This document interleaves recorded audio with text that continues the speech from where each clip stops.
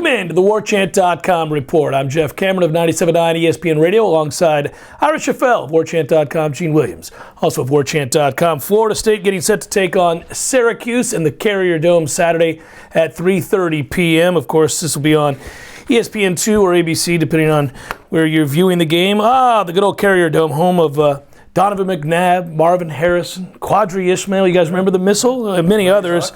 Larry Zonka, Jim Brown. We can go on for days. Syracuse used to matter. They haven't in an awful long time. And so it is that we look at this game probably with an eye towards Florida State winning it rather easily. Florida State comes off a win.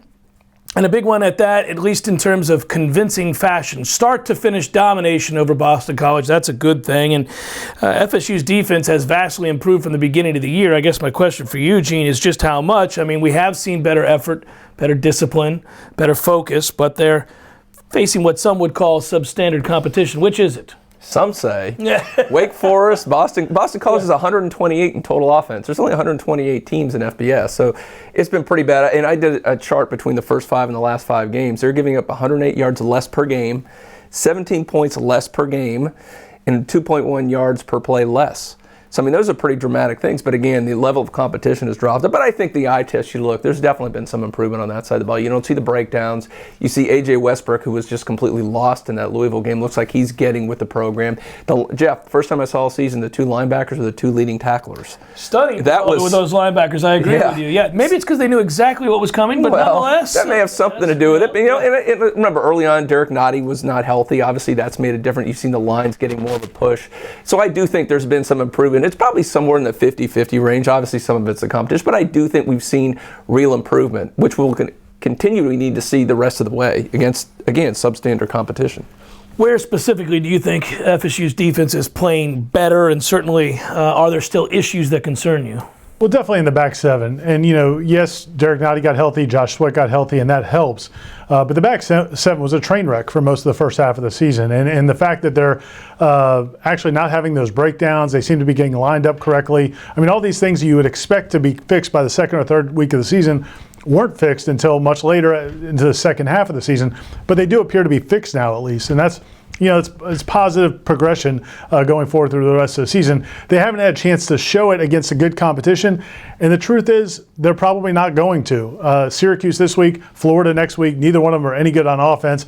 Who knows who they'll be matched up against in a bowl game. So while there's been progress, there's been improvement, I don't know if Florida State fans are going to really believe it going into the offseason because of who they're going to play these last few games. And it's hard to knock them, though, too, in this sense. We obviously were right to note all of the problems in the first half of the season specifically, but at the same time, what do we say about good defenses? And that is, if they face a substandard offense, they dominate them. They completely obliterate them, and they make them bereft of hope early and often.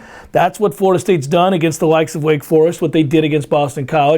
And I'm not sure we believed earlier this season they were even capable of that with how lost they were. So they do get some credit for that. This was a wild, wild weekend in college football. Teams ranked 2, 3, 4, 8, 9, 14, and 17 all lost last weekend. And all but one of those lost to an unranked opponent. 4 of those teams lost by 1 point. Amazing football to play out. It was dramatic. The biggest surprise for you? First of all, what a fun weekend. Wasn't that great? It was cool. Just changing channels and seeing one upset, one game-winning field goal after another was really good football. I have a hard time picking between Michigan, Iowa, and then Clemson and Pitt. I mean, Clemson-Pitt because Pitt was, just blown out of the waters by a very average Miami team the week before. You didn't see that come. But at the same time, Clemson has been flirting with disaster all season long. So maybe the other one was even bigger surprise. I don't think anybody saw Iowa being able to pull that one off. And I think it's worse. Clemson gets a mulligan, in my opinion. They went out. They're probably in the 14 playoff. Michigan now is in a tough position because I think they could have been in had they won, and maybe their only loss was to Ohio State. But now they got to go to Columbus, it looks like, without their starting quarterback. That's probably a loss. They're not getting in with 2 losses. So, to them, that was devastating. How quickly it's all turned around. I agree with you. I was not surprised that Washington lost to Southern Cal, but very surprised to see Iowa, who got beat 41-14 the week before by Penn State, to turn around and be able to beat Michigan. Who gets brought back into the picture now by some of these losses? Well, that's a good question. I think what we see right now is you get a Wisconsin team who's 8-2, an Oklahoma team who's 8-2, that are now kind of lurking in the shadows. But I think the big question is, and I think some people assume, well, if there's more havoc at the top, maybe some of those teams, even at Penn State, maybe those teams can sneak in. The problem is, and to Gene's point about Michigan, I don't know what happens. I don't know if a 2-loss Oklahoma necessarily vaults Michigan, the Ohio State-Michigan loser. I don't know if these teams who already have 2 losses and lost to some bad teams as well necessarily are going to jump over a Clemson, or if they lose another game. So it's going to be fascinating to see how it all plays out. I think this is going to be the first time we get 2 lost teams in the playoff, and there's a chance we could have a couple of them. Ohio State's path has narrowed considerably because of their loss to Penn State. So they would get in a situation they're going to have a hard time even getting into the Big Ten championship game. Mm-hmm. And if that happens, the committee has placed an importance on being a conference champion. I will say this. Can I ask the big picture? I've talked about this with Ira before on my show, and Gene, we've talked about it over the years. I like the playoff. I like that we've expanded. But I also think that this is where the playoff and the conference championship games hurt college football a little bit. The consequence of losing at home to Pitt, an unranked team who you correctly noted had just been blown out by Miami, is virtually nil for Clemson at this point because of these extended seasons, the extra games, the conference championship, and the playoff. There was a time where if you lost a game like that, in particular at home to an unranked opponent, you were in dire straits. Now you get a mulligan. Especially in November. I mean, you lose in November, you were done. And I understand the argument that you shouldn't put an overriding amount of importance on one loss over another because of timing. A loss is a loss, right? But gosh, there were severe consequences. Ask Notre Dame for losing at home to Boston College in the 1993 season, in which Florida State was then able to leap over them and play for a national title. Would that even happen now? Well, can we all agree, first of all, there shouldn't be 4 teams is awful. There's 5 conferences, 4 doesn't work, 2 works, 8 works, 4 does not work. I think that's the biggest problem right there we have. I think when you go to 8, some of these issues won't be a big deal. What should be the overriding criteria? Well, I think first of all, if you're a Power 5 team, wins and losses. I don't like this conference champ. If you're a 1-loss team, let's say Ohio State has 1 loss, and then if Wisconsin or Penn State wins the Big Ten with 2 losses, that's ridiculous. And I'm the last one to advocate for Ohio State and all them. But come on, look who they beat. They beat Oklahoma. They would have beaten Michigan. I mean, that's ridiculous. You can't put a team like that ahead of them. So I think that's number 1. I think number 2 should be the eye test. Just look at teams across the board. How are they playing week in and week out? And then the last one, I think, all things being equal, then you go to conference champions. Conference championships? Well, the problem with conference championships, and Jimbo Fisher talked about it on Monday, was you also don't know in these conferences, they're all playing on balanced schedules. And so sometimes you get an easier ride into the championship game than Big somebody else does. Different, but they don't have I got you. And the other thing is everything they do changes everything. If you think back to Florida State in 2014 when they go to the playoff and lose to Oregon, in the BCS system they would have been playing Alabama for the national championship. They wouldn't have had to play a playoff game. So it's this constant evolution. You're always going to look back and say, well, this wouldn't have worked in this year, or this would have worked in that year. And I just think, but I think ultimately 8 is that sweet spot. And I think that's where they're going to end up. When we come back, we'll have to take a good look at Syracuse, or maybe not a good look at Syracuse. We'll take a look at Syracuse. How about that next on the Warchant.com report? Welcome back to the Warchant.com report. Florida State and Syracuse. This is Jimbo Fisher talking about the Syracuse football team that Florida State faces on Saturday. The Dome is an extremely tough place to play, always has been. They play extremely well there. They play at home there like it's no other. I mean, they just play their tails off there. They've beaten some really good football teams in there this year. Offensively, they throw the ball around. Dungy's a quarterback. I know he didn't play last game, but we don't know what he'll do this game. We're planning on him playing, and then we'll adjust from there. But it doesn't really matter because they got outstanding. They got 2 guys over 70 catches at wideout. They throw the ball around. The big guy also that can catch the ball down the field. And they're guys that they just make plays everywhere. Ishmael, and he's number 3, and he'd been their big guy before. Now Phillips, and I'm not sure how you say Etta Tawawi, or I'm not sure how you say that, but number 7 is a heck of a player. The little returner, Estim, and all them guys, they can make plays. They're quick. They screen you. Their formation, they're bound. They're going 100 miles an hour, and all of a sudden they'll pop a draw or trap up inside and play you very well. So I mean, it'll be a huge challenge. They'll try to get as many plays in as they can. We'll have to rotate a lot of players, and we're keep the guys fresh. Defensively, stunt and blitz up front a lot of blitzes, a lot of movements inside with the tackles and the ends, and a lot of twist games, which make it very difficult to pick things up. You got to be able to do that, play multiple coverages, do a good job. Return game is very well. The little return one, like I say a little bit. I mean, he's fast. Now he's quick and athletic, and they get good punt returners, good kick returners, and playing up there. Like I said, there'll be one heck of a football team. So we're going to have to play well. I think it's a great challenge for our team right now that we're learning to play better. Now we got to go on the road, and hopefully we can continue to play better and do it from start to finish. So it'll be a huge challenge for us going up there, and I'm anxious to watch our guys go. Was head coach Jimbo Fisher talking about Syracuse football, which is decidedly different if Eric Dungey is playing in the football game or not. If he doesn't go, Zach Mahoney will be the starting quarterback. And frankly, this is one of the worst teams in the country at running the football. Their offense has really stymied as the year has gone along. Let's talk a little bit about the difference in the offense if Dungey plays as opposed to Mahoney in this game. Well, it's really a nightmare for Syracuse. I mean, he's a guy that Dungey's a guy that can make plays with his foot and with his feet, not just one foot, both of his feet, He's not hopping. and his arm. And a dual threat guy that Florida State has had trouble at times with dual threat quarterbacks, like a lot of teams do. Zach Mahoney does not present that same type of threat in his start. This past week against NC State, he averaged 0.2 yards per carry, which is not quite as good as Dungey was. Dungey was their second leading rusher coming into this point in the season. So anyway, it's just a big, and he's also, Dungey's he got a nice arm. He's a nice quarterback. He's kind of what that offense is built around, that offense such that it is. It's not a good offense really in the first place, but then you take away really not their best overall player, but the guy that kind of made it go. It's a huge drop off for them if he can't play. And he gets the ball to number 7, which is easier for all of us to say than Amba Edawa. But nice player at wide receiver with over 1,200 yards receiving as well. Yeah, that guy's had a nice, that guy, number 7. Yeah, number 7. He's a pretty good player if they can get him the ball. If they can get him the ball. If they can get him the ball. All right. So in short, their offense hasn't been very good. Florida State's defense has played well as of late. If they can get lined up, you'd like to believe, especially if Mahoney's a quarterback, they're going to be okay. Defensively, Gene, they're 116th defensively. They haven't stopped anybody. Everybody's moved the football. Is there anybody we should be looking at defensively for Syracuse? I think that's a no. They're 116 for a reason. This is a team that, you gave up, 62 to Louisville. We'll go, okay, we've been there, done that. That one you get. Okay, they gave up 54 to Clemson. You go, wow, Clemson gets hot, doesn't turn the ball over. Gave up 50 to Notre Dame. Come on, there's no excusing that. And here's the thing, I looked at them too. I mean, some of the big numbers teams have put up against them.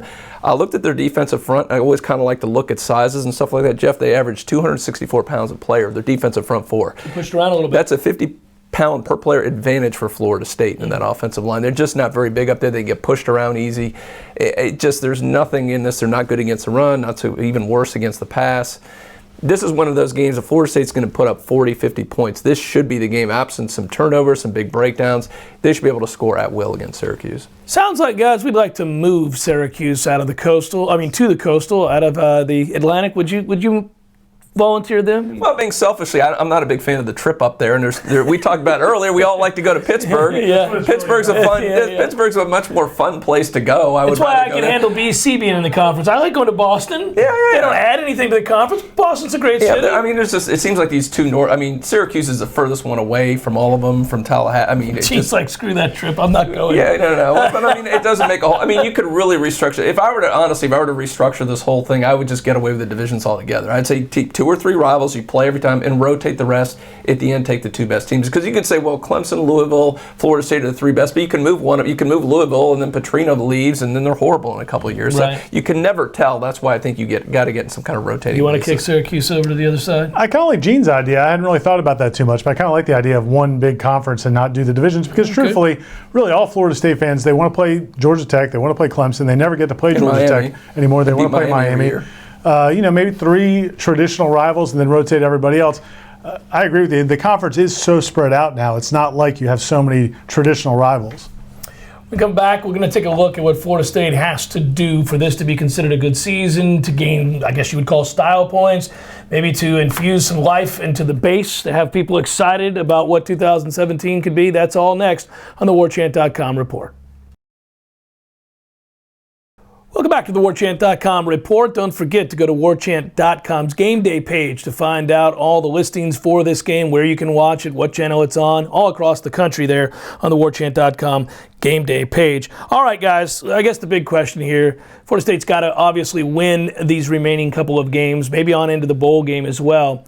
What do they have to do to kind of, I guess, re-energize the fan base a little bit after back-to-back minimum 3-loss seasons? And really the way Florida State's played has been somewhat, leading to apathy, I think. It really kind of just don't have a lot of faith moving forward.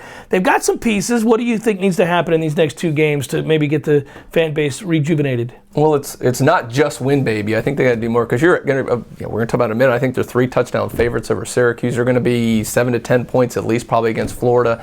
I think you got to win, and you got to win convinced. You got to continue. We talked about that progress we saw in defense. You got to continue to see that. You got to see, hopefully, Dalvin Cook, the offensive line, start to show some signs. And I think if you did that, you get a little bit of energy, a little bit of momentum going into the offseason. We don't want as a 10-point struggle win against Syracuse, a 10-7 win over Florida. I think that will be almost as bad as another loss because then you're just going to be, it's the same old for this team. Well, and they have some things to be excited about that could allow for those big wins and offensive numbers to progress. They've got some kids. Of course, and I think what we've seen so far the last couple of weeks offensively, I think is probably getting people a little bit excited. The way Nooney Murray's played, the way Auden Tate has played with DeAndre Francois, that passing attack has a chance to be very, very dynamic. You bring back Travis Rudolph, will be a senior. You have some of these other young guys, Keith Gavin, and maybe George Campbell maybe emerges at some point, or Devontae Phillips, someone else. They've got a lot of options in that receiving core. I think that's where the focus is right now in terms of reasons to be excited. But I also think you need to find something on defense. This defense has gotten to where people are kind of happy that they're not giving up big plays. They're not just getting boat race. They're not Standard has been reduced considerably. And so I think in these last couple of games, they need to start making big plays. They need to start delivering some big hits, making some big plays in the backfield. This defense doesn't make a lot of plays in the backfield. It would be good to see that, and also some of these young guys continue to emerge, the Levante Taylors and the Myers kid and Dontavius Jackson, these young linebackers and defensive backs.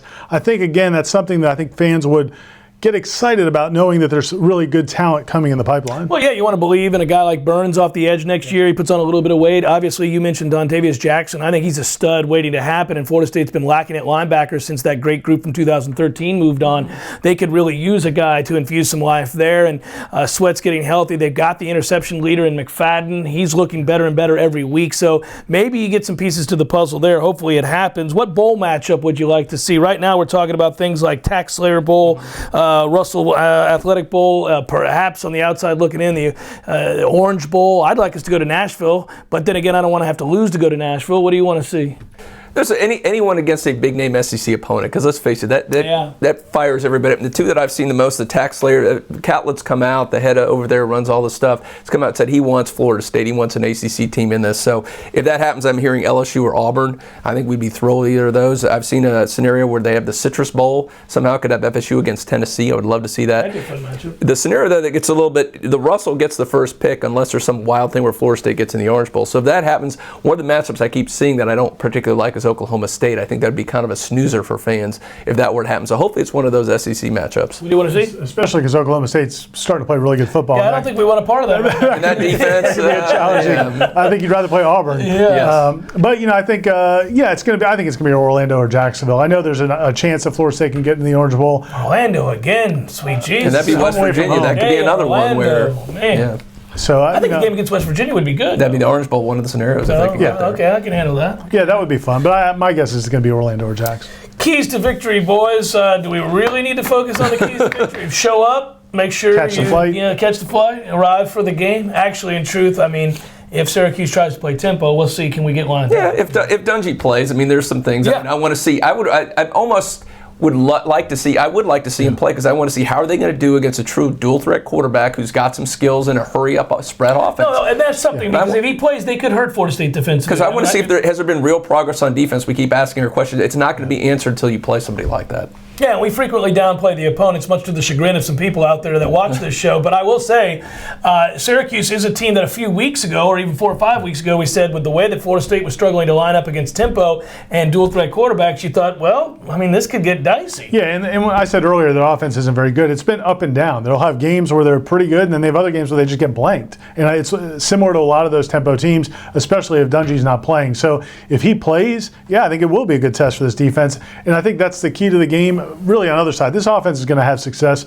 against Syracuse. To me, the one thing you really want to take out of this game, besides Dalvin Cook getting the career rushing record, is the defense, again, continuing to line up right, make good plays, and then again start making some big plays. Yeah, lest we forget, Syracuse did a number on Virginia Tech, and if you see that kind of a performance, all of a sudden you've got something to worry about. All right, let's get our picks in here. We've got plenty of games to choose from in college football, being as unpredictable as it is. This is always fun. Miami's given 3 points on the road against NC State. Give me the Canes.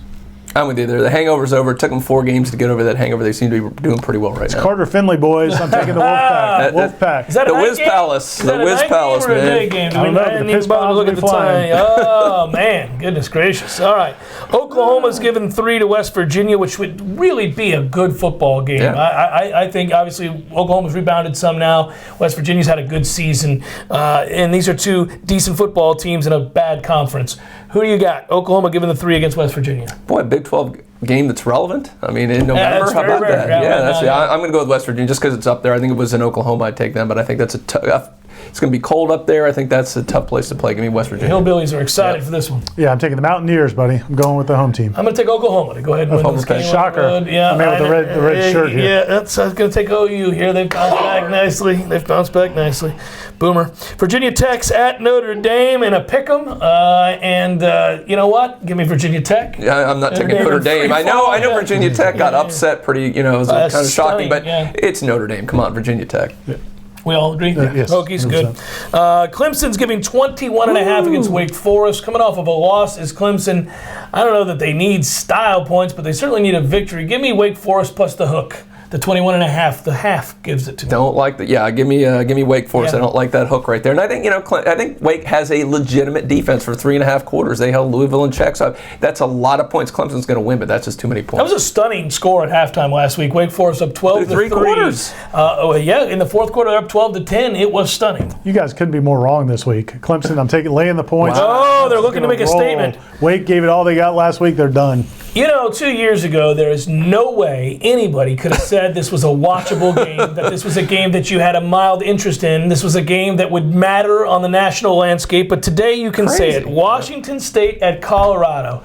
And I think that's great news. Good to see. Welcome back, Colorado. It has been ages. We heard you died of a drug overdose 20 years ago, but here you are in our midst. Good on you. Colorado's giving 4. They're for real. Washington State's turned it around this year. They've played well. Who you got? Give me the Buffs. I mean, that's the best story in college football right now. I'm going with that. Good coach, by the way. Good coach. Yeah. I'm just saying, good coach. And is there any coincidence that half the country is now legalizing marijuana and Colorado? How about Colorado? I'm going to go with Colorado as well. Give me the Buffs as well. They're very well coached. All right, Florida is at LSU, and these 2 teams aren't very good. That is LSU minus 14 points in a rescheduled football game that I think Florida would like to have back. Could have just played the damn game and waited a day. It might have worked out better for them. But I'm taking the Gators. I've 14 points against that defense. I know they're injury-laden, but LSU's offense against that defense, man, that's a big number. That is a big number. Give me Florida as well. Yeah, I'm with you there. It's too many points. These are 2 very good defensive teams. I could see a 17-10 type game here. Florida State's big number this week on the road against Syracuse. They put it together from start to finish last week. Even scored first quarter touchdowns, plural. My goodness, is it all coming together at the right time, boys? I can't say that with a straight face. Minus 21, I'll give it. Florida State rolls big on the road against Syracuse. What score you got? 50 to 17. Just throwing that out there. You give that a lot of thought. If they don't, but I'll put it. If they don't get 40, I'll be disappointed. 50, Gene. 50. Well, they could hit 50 definitely, but if they don't hit 40, then there's something going on. There's something wrong there. I'm going to go 45-13. They just barely cover. All right, what you got? 42-14. 42. I'm going to go low. I'm like Price is Right wagering. I'm going to go 1 below. All right. Maybe. So we've got Florida State covering big. Get ready for it to be tied in the fourth quarter, and we'll talk about it next week on the Warchant.com report. Good job, Ryan Kelly, Ira, and Gene. Always. Thanks so much, guys, for watching.